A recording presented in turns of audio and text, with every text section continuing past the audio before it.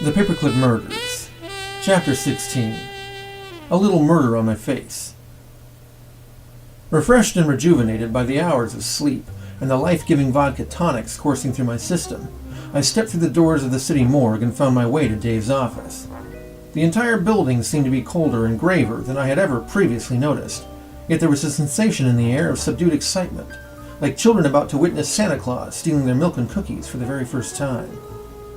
My knuckles rapped on Dave's door, and were greeted by his familiar, "Come on in!" And I pushed in and experienced once again the downright annoying cheer of his grinning face. His office decor was just as bad, if not worse. He actually had one of those little plastic Hawaiian dancing girls on his desk, and a large calendar on the wall displayed garish pictures of tropical beaches with taglines like, "Wish you were here?" spattered over it in cartoon font. A neon green necktie hung from the overhead fan, replacing the pull cord, and the fish tank in the corner had plastic fish bobbing up and down on the water's surface. At least, I hope they were plastic fish. Dave's eyebrows were leaping up and down with excitement, which was so infectious that mine began leaping up and down as well, and if we pressed our foreheads together, we could have started a fire. He piped up, and I listened. "Carrington, I dug into Albertson's private notes while he wasn't looking, right? And you'll never guess what he had on the Brock and Hennessy guys, right?" He was dangling a manila envelope towards me as he spoke, because everything secretive or revealing has got to come in a manila envelope, of course. And as I reached up to take the envelope, something triggered in my brain. Now, I'm no rocket surgeon, but I'm also not the dimmest bulb in the box, and my God-given powers of deduction often sizzled me right into the most genius of solutions. And my instincts were now sending Morse code flashbacks to my cantaloupe, with crystal clear images of my hand, an envelope on a desk, a sharp paperclip sticking my thumb like a toreador in a bullfight. Then, black and white slaps of stairs, one after another, and in between those seconds of contrast, I could see Hennessy nose-diving into the pool, and Brock slumping forward over his wheel as his car took the Detroit Express right into a semi. And I came back to my senses right as my lips were syncing with Dave's flappers, and we both said at the same time, and you can say it with us if you know what's up, "Poison." Which is, of course, poison, but in slow motion, because everything dramatic and revealing is done in slow motion, of course.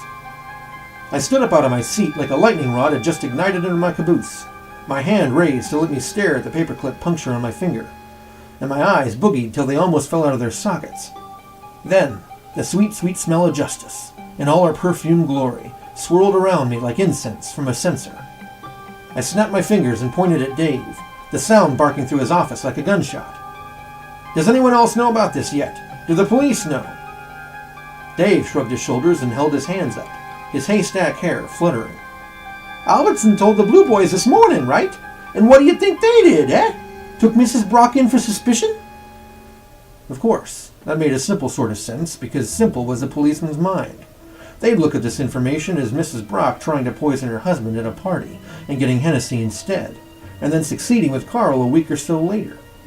She'd be booked, processed, she'd answer their questions honestly and tell them she'd wanted him dead, and that'd be the proverbial arrow through the salmon pie.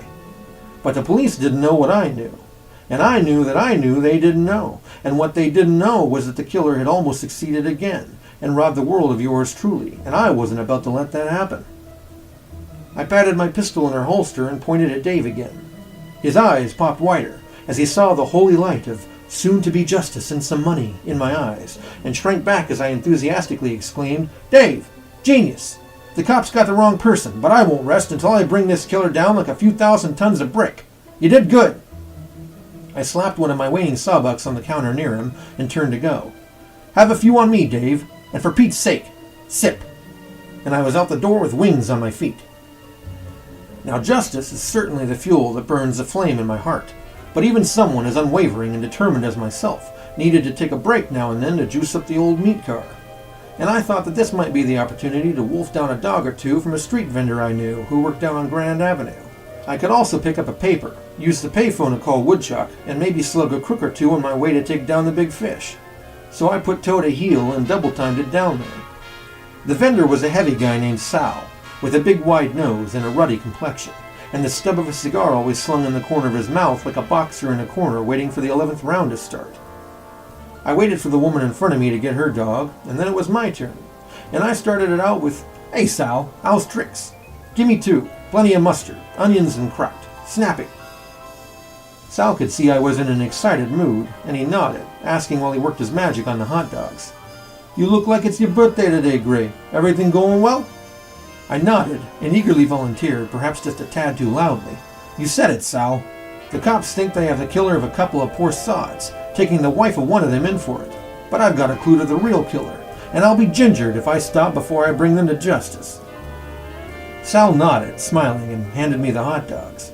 Then his eyes slid past me and my outstretched dollar, and his face took on an expression of confusion and puzzlement. He said, "Now who's this clown?" And I started to turn in the direction he was looking, and the gun bucked like a mule in the clown's hand. Everything blurred, and at the same time became sharp as crystal.